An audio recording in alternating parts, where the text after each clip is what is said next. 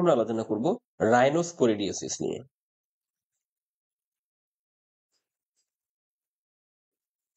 রাইনোস্পোরিডিওসিস এটা কি? এটা হচ্ছে একটা chronic granulomatous disease of nasal cavity caused by fungus. Chronic granulomatous disease of nasal cavity. Causative agent কি? কজেটিভ এজেন্ট হচ্ছে রাইনোস্পোরিডিয়াম সিবেরি। রাইনোস্পোরিডিয়াম সিবেরি বেশিরভাগ সায়েন্টিস্ট এটাকে ফাঙ্গাস বলে ক্যাটাগরাইজ করছে, তবে কেউ কেউ এটাকে প্রোটোজোয়া হিসেবেও ক্যাটাগরাইজ করে থাকে। সো এই জন্য দেখবো যে আমরা ম্যানেজমেন্টের মধ্যে দেখবো যে আমরা অ্যান্টি প্রোটোজোয়াল ড্রাগ কিন্তু এটার এগেনস্টে কাজ করে। সো এটাও একটা কারণ হতে পারে যে কিছু সায়েন্টিস্ট এটাকে প্রোটোজোয়া হিসেবে ক্যাটাগরাইজ করে, তবে আমরা এটাকে ফাঙ্গাসই বলবো। তবে প্রোটোজোয়া যদি বলে যে এটা প্রোটোজোয়া কিনা, তবে আমরা বলবো যে হ্যাঁ প্রোটোজোয়া এটা হতে পারে। So both, it can be both fungus and both protozoa, মাঝামাঝি জায়গায় আছে আর কি। তো রাইনোস্পোরিডিয়াম সিবিডি এটা কি করে? হিউম্যান এবং অ্যানিমেল দুইটাকে বোথকে এফেক্ট করে। Both human and animal. অ্যানিমেলের মধ্যে কোন কোন অ্যানিমেল গুলো? অ্যানিমেলের মধ্যে স্পেসিফিক্যালি হচ্ছে ক্যাটেল, যারা কাউ, তারপরে হচ্ছে এছাড়া আছে হর্স, তারপর আছে ডগ। কিভাবে হয়? By sharing infected ponds. সেটা কোথায় থাকে? এটা থাকে অ্যাকচুয়ালি স্ট্যাগন্যান্ট ওয়াটারের, অর্থাৎ পন্ড, পুকুর বা লেক, যেখানে হচ্ছে পানির স্রোত নাই। So সেখানে স্ট্যাগন্যান্ট ওয়াটারের মধ্যে এই রাইনোস্পোরিডিয়াম সিবিডি এই অর্গানিজমটা গ্রো করে।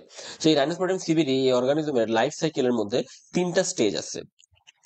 তো লাইফ সাইকেলের স্টেজ গুলো কিন্তু আবার হচ্ছে প্রোটোজোয়ার মতো, আবার ফাঙ্গাসের মতো ক্যারেক্টারিস্টিক্স আছে। সো লাইফ সাইকেলের স্টেজের মধ্যে 3টা স্টেজ হচ্ছে, প্রথমটা হচ্ছে ট্রোফোসাইট,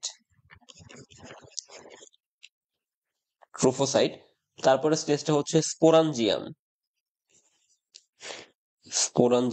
আর এরপর স্টেজটা হচ্ছে এন্ডোস্পোর। তো শুরুতে ট্রোফোসাইট থেকে কি হয়? ট্রোফোসাইটটা সাইজে বাড়তে থাকে,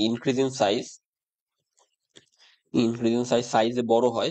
তারপরে মাল্টিপ্লিকেশন করা শুরু করা হয়, বা ডিভিশনও বলতে পারি আমরা, ডিভাইডস। তাহলে একটা থেকে এটার ভিতরে যে নিউক্লিয়াসটা আছে, division of nucleus and cytoplasm, কিন্তু টোটাল সেলটা আলাদা হয়ে যায় না। Division of nucleus and cytoplasm. So শুরুতে ট্রোফোসাইটটা যদি এরকম হয়ে থাকে যে এই হচ্ছে ট্রোফোসাইট, এবং তার যে ওয়ালটা থাকে হচ্ছে কাইটিন মেড। সো কাইটিন দিয়ে তৈরি একটা শক্ত ওয়াল থাকে, ভিতরে একটা নিউক্লিয়াস থাকে। সো এরকম থাকে ট্রোফোসাইটটা। সো ট্রোফোসাইটের ভিতরে কি হয়?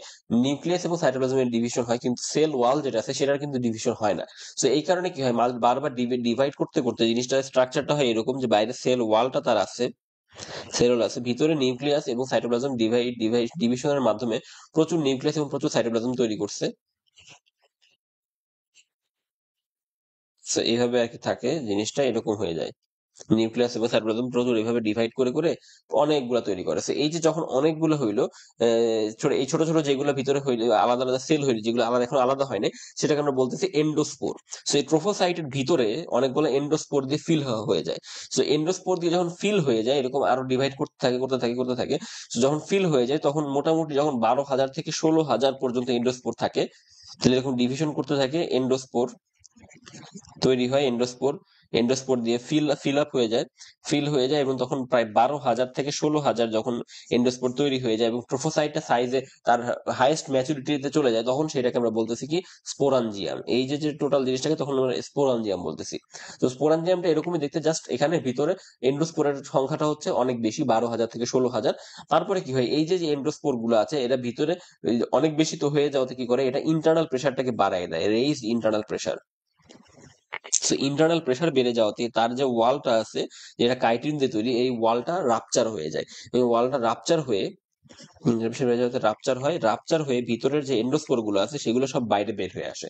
এন্ডোস্পোর বাইরে বের হয়ে আসার পর তারপর এটা হচ্ছে সব দিকে স্প্রেড করে। স্প্রেড করে তারপরে এন্ডোস্পোর থেকে ম্যাচুরেশনের মাধ্যমে ট্রোফোসাইট তৈরি হয়, তারপরে এই সাইকেলটা এরকম রিপিট হতে থাকে।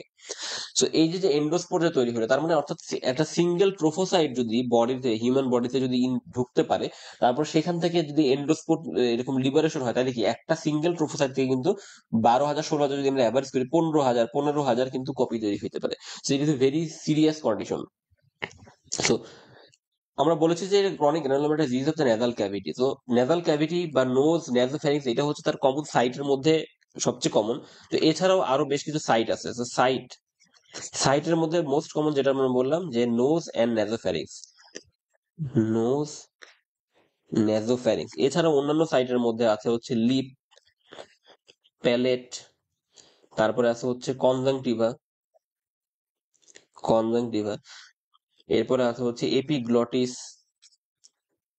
এপিগ্লটিস, তারপরে ল্যারিংস, ট্রাকিয়া, ব্রঙ্কাই। এছাড়া আছে হচ্ছে স্কিন, ভালভা, ভ্যাজাইনা। তো এই সকল জায়গায় কিন্তু কি হইতে পারে, এই রাইনোস্পোরিডিওসিসটা হইতে পারে।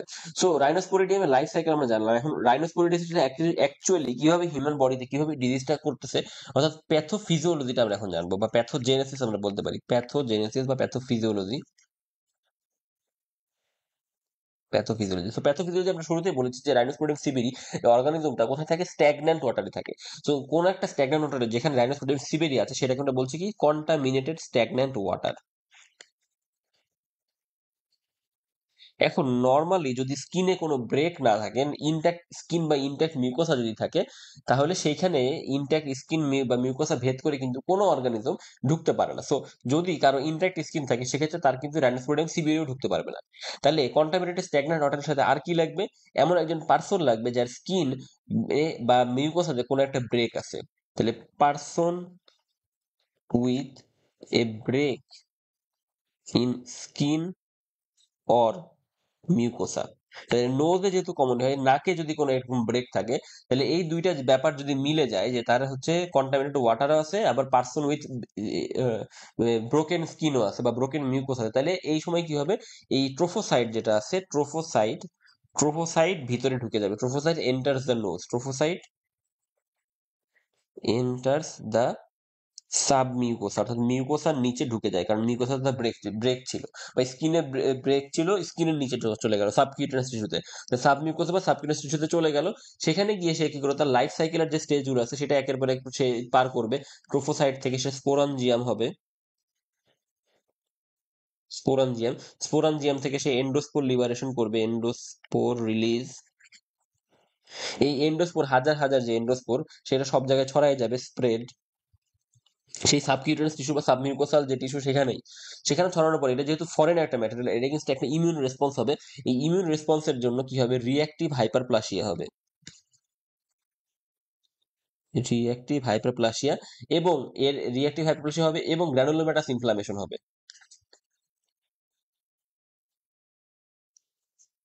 গ্রানুলোমাটাস ইনফ্লামেশন হবে। সো এই যে রিঅ্যাক্টিভ হাইপারপ্লাসিয়া, গ্রানুলোমাটাস ইনফ্লামেশনের জন্য তো গ্রানুলোমা ফর্মেশন হবে। আর এই রিঅ্যাক্টিভ হাইপারপ্লাসিয়ার জন্য কি হবে, যে এখানে একটা পলিপয়েড মাস তৈরি হবে। পলিপয়েড মাস, অর্থাৎ আমরা নাকের বা যেখানে হয়েছে সেখানে একটা পলিপয়েড মাস দেখতে পাবো এক্সামিনেশন করলে। সো এটা গেল হচ্ছে তার ডিজিজ প্যাথোলজি। এখন সাইন সিমটম কি থাকবে, সো নাকের মধ্যে আমরা নোজেরটাই চিন্তা করবো এখানে। সো যদি সাইন সিমটমের মধ্যে আসি, ক্লিনিক্যাল ফিচারে প্রথমে হচ্ছে সিমটম। সো নাকের মধ্যে একটা পলিপয়েড মাস যদি থাকে, তাহলে সে কি করবে, সে অবভিয়াসলি নেজাল অবস্ট্রাকশন করবে। সো নেজাল অবস্ট্রাকশন যদি হয়, তাহলে আমরা সিমটমের মধ্যে কি পাবো, সিমটমের মধ্যে প্রথমে আসবে হচ্ছে নেজাল অবস্ট্রাকশন, এবং এটা ইউজুয়ালি ইউনিল্যাটারাল হয়ে থাকে।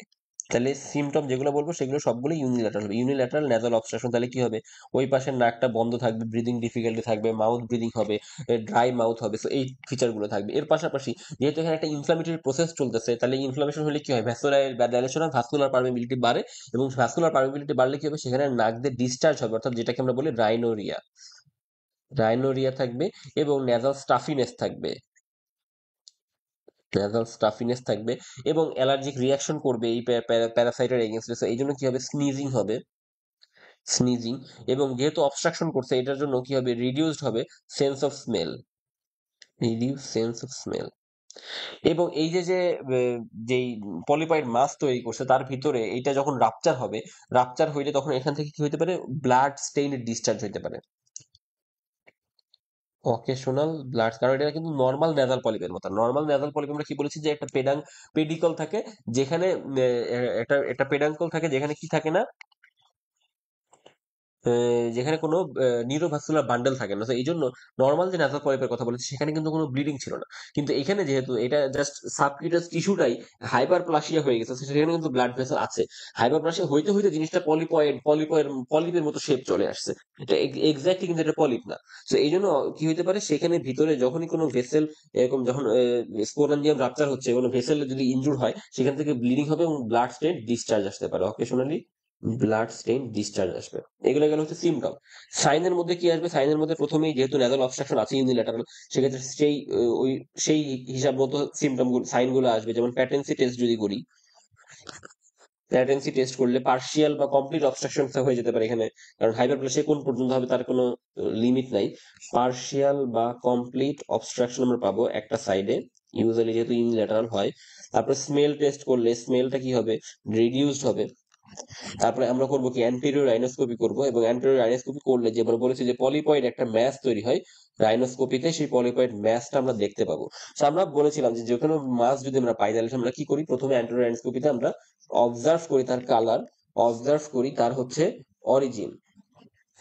সেই ক্ষেত্রে কালার কি হবে, কালারটা হবে হচ্ছে reddish strawberry like, reddish strawberry like. স্ট্রবেরিতে যেরকম মাঝখানে মাঝখানে ডট থাকে, তো এখানে স্ট্রবেরি লাইক কেন বলা হচ্ছে, কারণ এখানে মাঝখানে যে ডট গুলো সেটা হচ্ছে এন্ডোস্পোর গুলো, অর্থাৎ টোটাল সাবকিউটাস যে টিস্যুটা যেটা হাইপারপ্লাসিয়া, তার মাঝখানে মাঝখানে এন্ডোস্পোর গুলো যখন দেখা যাবে, সেই স্টাডেড বলে জিনিসটাকে, যে মাঝখানে মাঝখানে dot, studded with white dots, এবং এই হোয়াইট ডট গুলো কি, হোয়াইট ডট গুলো হচ্ছে এন্ডোস্পোর, এই হোয়াইট ডট গুলো হচ্ছে এন্ডোস্পোর।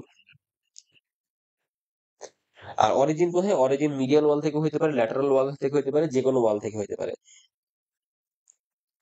মিডিয়াল অল ল্যাটারাল ওয়াল।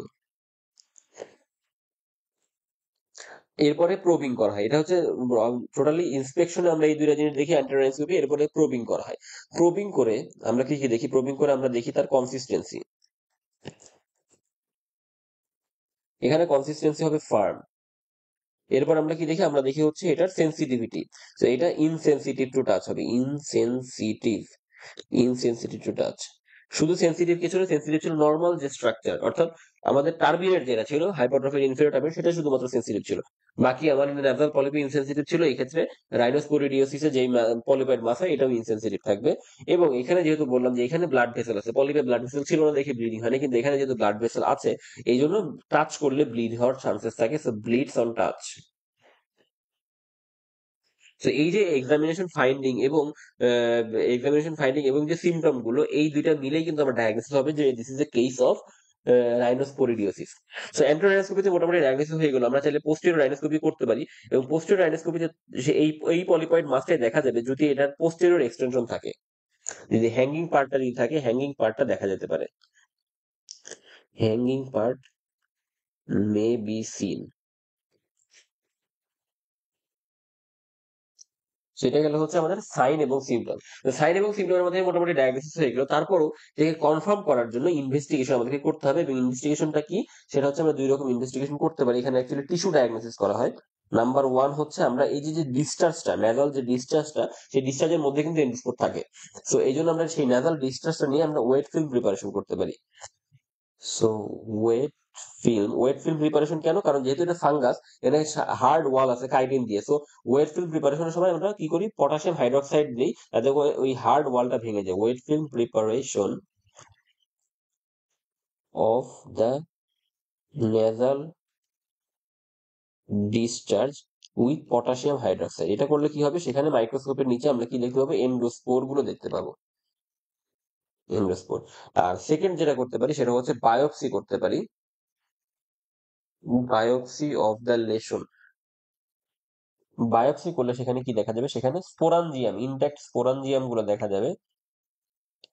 স্পোরাঞ্জিয়াম দেখা যাবে, এবং এই যে গ্রানুলোমাটাস ইনফ্লামেশন যে হয়েছে সেখানে গ্রানুলোমাও দেখা যেতে পারে। মানে এই ইনভেস্টিগেশনে যখন আমরা এন্ডোস্পোর দেখতে পাবো বা স্পোরাঞ্জিয়াম যখন দেখতে পাবো, তখন কিন্তু আমার ডায়াগনোসিসটা কমপ্লিটলি কনফার্ম যে this is a case of rhinosporidiosis of nose. তো যখন আমি রাইনোস্পোরিডিওসিস ডায়াগনোসিস করে ফেলাম, এবার আসবে হচ্ছে আমার ট্রিটমেন্ট।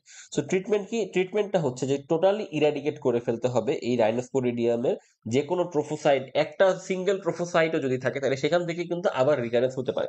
সেই জন্য কমপ্লিট এক্সিশন করতে হবে, কমপ্লিট এক্সিশন, এবং যাতে কোনোভাবেই রিকারেন্স না হয়। এই জন্য বেস যেটা ছিল এই পলিবাইয়ের মাথায়, তার বেজে তো মেইন সোর্সটা, ওখানেই তো প্রথম ট্রোফোসাইটটা ঢুকছিল যেখান থেকে এরকম বাড়তে বাড়তে বাড়তে বাড়তে এই পলিবাইড রিলেশনটা হয়েছে। তো সেই বেজের মধ্যে পুরাই দিতে হবে। So complete excision with wide base cauterization, wide base cauterization, যাতে করে রিকারেন্স হতে না পারে।